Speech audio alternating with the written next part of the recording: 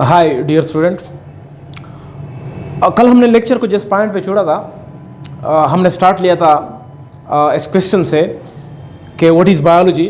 तो हमने जवाब दिया था कि biology is the study of life. फिर हमने क्वेश्चन किया कि व्हाट इज़ लाइफ, तो जवाब आया कि life is the set of characteristics that differentiate living things from non living things. वो सेट ऑफ कैरेक्टरिस्टिक क्या है वो हमने कल बताया था कि वो है लाइफ फंक्शंस।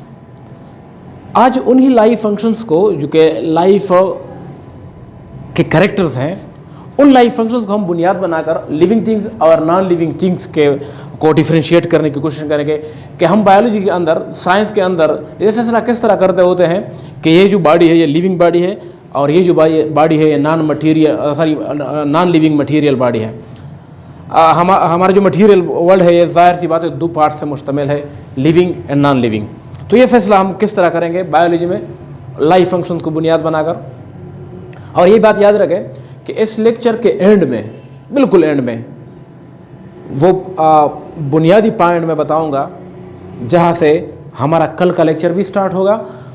और न सिर्फ कल का लेक्चर बल्कि हमारा जो चैप्टर नंबर फर्स्ट है फर्स्ट ईयर का सेल स्ट्रक्चर एंड फंक्शन, वो भी प्रॉपर स्टार्ट होगा। तो स्टार्ट लेते हैं हम differences between living things and non living things से। लिविंग थिंग्स और नॉन लिविंग थिंग्स के दरमियान जो सबसे बुनियादी डिफरेंस है वो है number first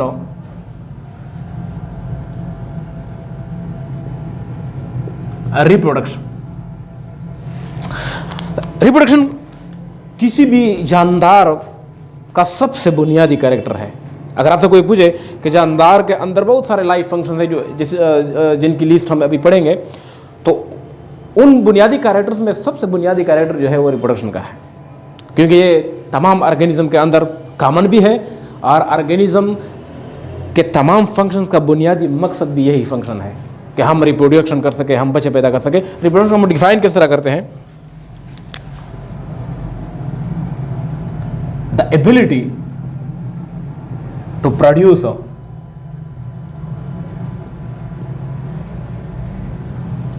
offsprings.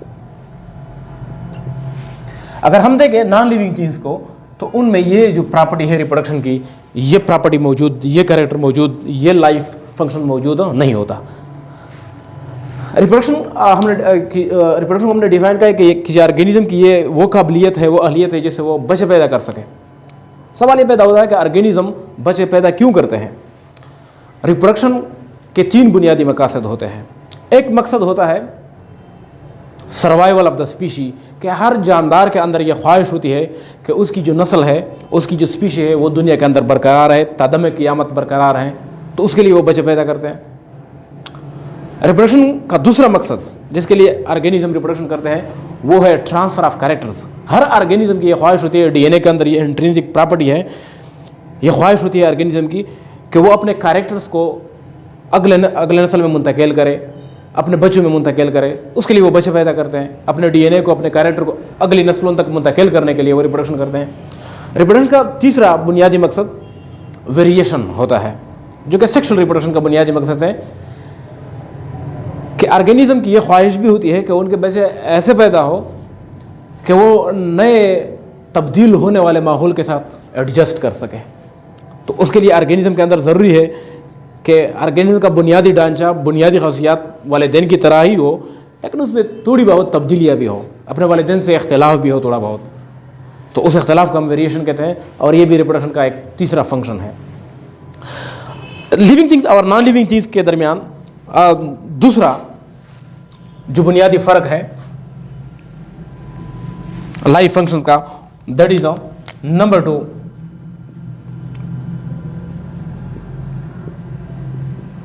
Respiration. Respiration की प्रॉपर डेफिनेशन तो हम चैप्टर नंबर 4 या सेकंड ईयर में करेंगे, लेकिन यहाँ पर हम for the sake of understanding थोड़ी सी टेक्निकली गलत भी हो, लेकिन हम डिफाइन करते हैं रिस्पिरेशन को the exchange of gases with environment. कि ऑर्गेनिज्म के अंदर ये एबिलिटी भी होती है कि वो इन्वायरमेंट के साथ गैसों का तबादला करता है। किसको करता मतलब क्यों करता है? ऑर्गेनिज्म रिस्पिरेशन क्यों करता है? For energy.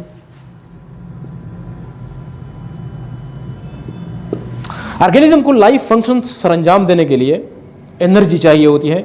वो एनर्जी आती है फूड के ब्रेकडाउन से, और फूड का ब्रेकडाउन और उससे एनर्जी की जो रिलीज़ है, इस प्रोसेस को हम रिस्पिरेशन कहते हैं। और ये ऑर्गेनिज्म का दूसरा बुनियादी कैरेक्टर होता है। अगर हम नॉन लिविंग थिंग्स को देखें, नॉन लिविंग मटेरियल बॉडीज़ को देखें, तो उनमें ये जो प्रॉपर्टी है ये भी मौजूद नहीं होती। लिविंग थिंग्स और नॉन लिविंग थिंग्स के दरमियान तीसरा जो बुनियादी फ़र्क है लाइफ फंक्शन के बेस पर, और वो लाइफ फंक्शन जो ऑर्गेनिज्म के अंदर मौजूद है और लिविंग थिंग्स के अंदर मौजूद नहीं है, वो लाइफ फंक्शन है न्यूट्रिशन का। न्यूट्रिशन को हम उर्दू में कहेंगे ग़िज़ाइयत।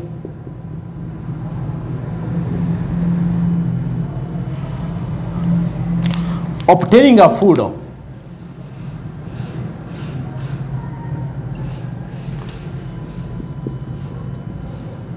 and utilization of food।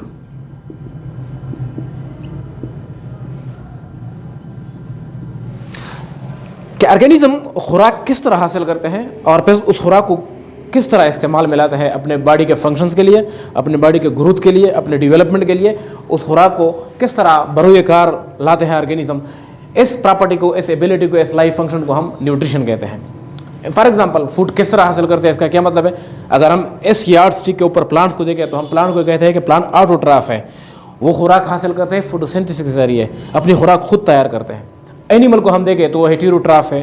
Fungi को हम देखें तो वो हेटेरोट्राफ है। एनिमल खुराक हासिल करते हैं इंजेक्शन के थ्रू, ऑब्टेनिंग ऑफ फूड की बात मैं कर रहा हूँ। फंजाई खुराक हासिल करते हैं एब्जॉर्प्शन के थ्रू, ऑब्टेनिंग ऑफ फूड की मैं बात कर रहा हूँ। फिर उस खुराक को बॉडी के अंदर एसिमिलेट करते हैं, इस्तेमाल करते हैं। तो फूड हासिल किस तरह करते हैं और फिर फूड को इस्तेमाल किस तरह करते हैं, इस प्रॉपर्टी को हम न्यूट्रिशन कहते हैं। और ये प्रॉपर्टी भी नॉन लिविंग थिंग्स के अंदर मौजूद नहीं होती। और जो न्यूट्रिशन है, फूड चाहिए किस लिए होता है? फूड चाहिए होता है ब्रेकडाउन के लिए। ब्रेकडाउन क्यों ज़रूरी है? एनर्जी के रिलीज़ के लिए। एनर्जी किस लिए चाहिए? फंक्शंस के लिए, ग्रोथ के लिए।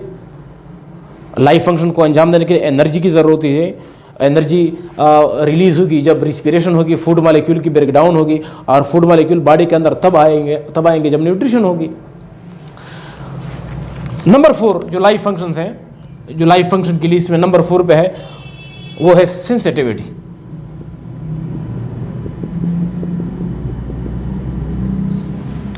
जिसको हम उर्दू में कहेंगे हसासियत। सेंसिटिविटी को हम डिफाइन करते हैं the ability to feel changes in the environment.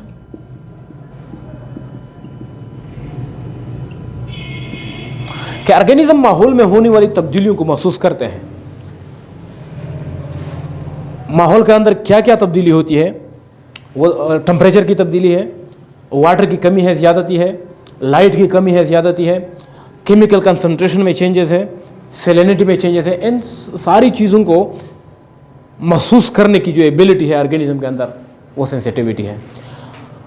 और ये जो प्रॉपर्टी है ये भी नॉन लिविंग थिंग्स के अंदर मौजूद नहीं होती। फॉर एग्जांपल ये मार्कर है, ये बिल्डिंग है, जो मटीरियल वर्ल्ड है, जो नॉन लिविंग है, उसमें के अंदर ये प्रॉपर्टी नहीं होती कि वो इन तब्दीलियों को महसूस कर सके।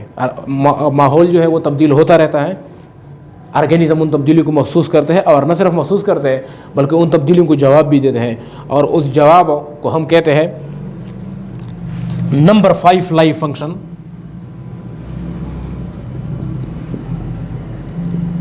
इरिटेबिलिटी, रद्द अमल, जवाब। The response of organism towards the changes of the environment.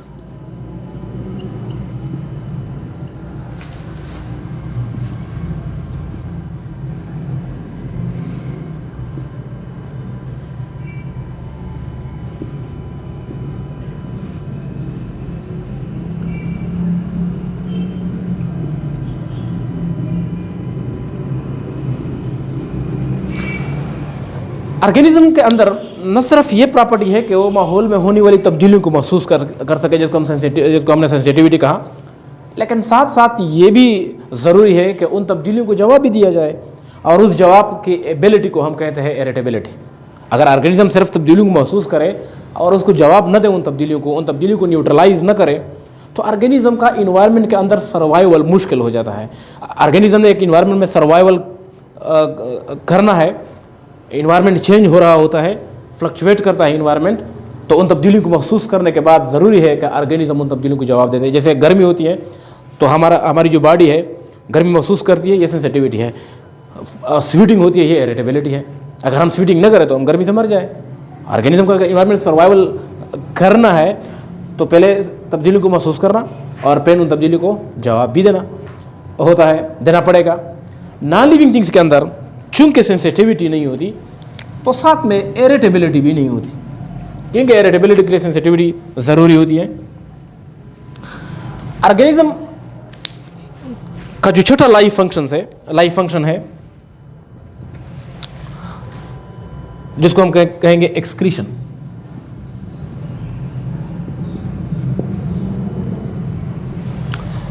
The removal of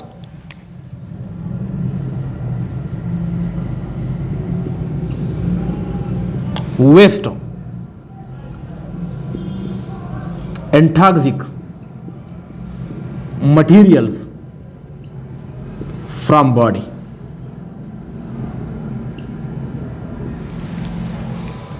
waste का मतलब होता है जायद, टॉक्सिक का मतलब होता है जहरीले। ऑर्गेनिज्म के अंदर ये प्रॉपर्टी भी होती है कि अगर कोई चीज़ उनके बॉडी में नॉर्मल से ज़्यादा हो जाए तो वो वेस्ट मटेरियल बन जाता है, और ऑर्गेनिज्म अपने बॉडी के बैलेंस को बरकरार रखने के लिए उस मटेरियल से जान छुड़ाती है, और इस जान छुड़ाने के अमल को, उस मटेरियल को बॉडी से बाहर निकालने के अमल को हम एक्सक्रीशन कहते हैं। फॉर एग्जांपल, पानी एक बुनियादी ज़रूरत है, लेकिन अगर यही पानी ऑर्गेनिज्म के बॉडी के अंदर 70% से ज़्यादा हो जाए तो ये ऑर्गेनिज्म के लिए वेस्ट मटेरियल बन जाता है, और organism should get rid of this extra water. If not, then the organism will become hydrated and the cells will burst due to osmotic pressure. इसी तरह ऑर्गेनिज्म के बॉडी के अंदर मुख्तलिफ मेटाबॉलिक प्रोसेस की वजह से टॉक्सिक मटेरियल भी बनते हैं जिनकी बॉडी को ज़रूरत नहीं होती, जैसे अमोनिया, यूरिया, कार्बन डाइऑक्साइड। तो इन चीज़ों को भी बॉडी से रिमूव करना होता है, और ऑर्गेनिज्म रिमूव करते हैं, और इस प्रोसेस को, इस एबिलिटी को, इस लाइफ फंक्शन को हम एक्सक्रीशन कहते हैं। नॉन लिविंग थिंग के अंदर ये वाली जो प्रॉपर्टी है ये भी मौजूद नहीं होती। लिविंग थिंग्स और नॉन लिविंग थिंग्स की जो डिफरेंसेस हैं उस लिस्ट को हम आगे बढ़ाते हैं, और हम आखिरी दो डिफरेंसेस देखेंगे, आखिरी दो लाइफ फंक्शन जिसको बुनियाद बनाकर हम लिविंग थिंग्स और नॉन लिविंग थिंग्स को डिफरेंशिएट करते हैं। तो वो आखिरी दो लाइफ फंक्शंस कौन से हैं?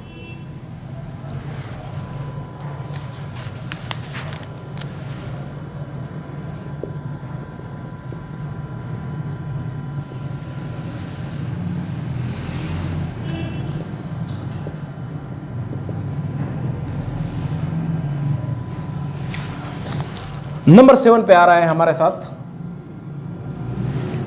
Movement.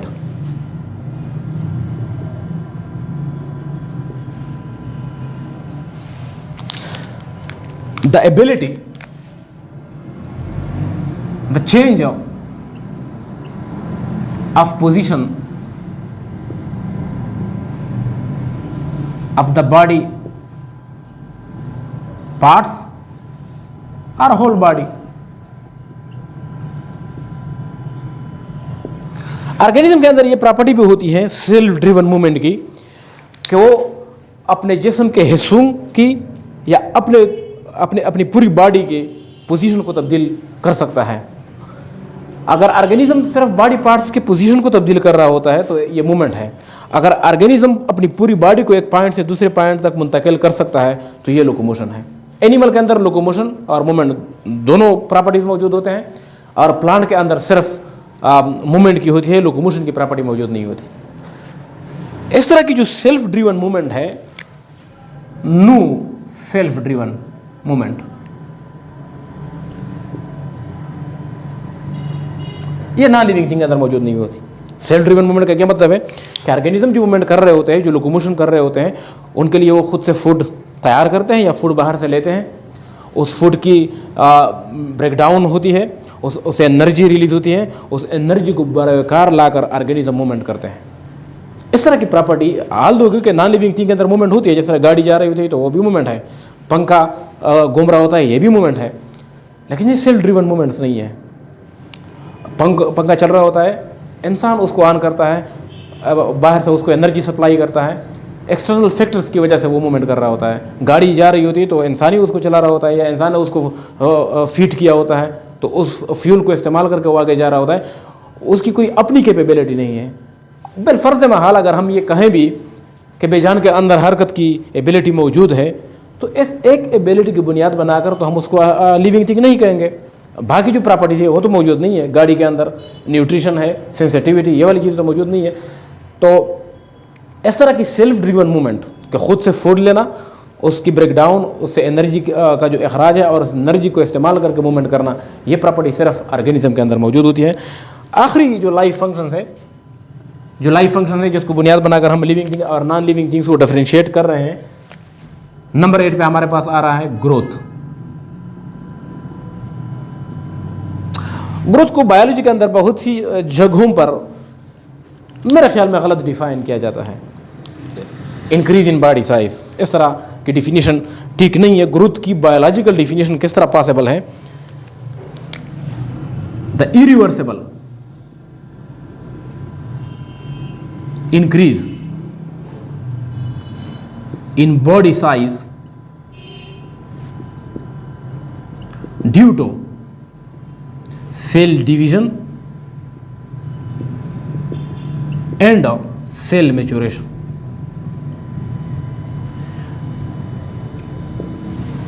No such growth. Non living thing के अंदर इस तरह की ग्रोथ नहीं होती।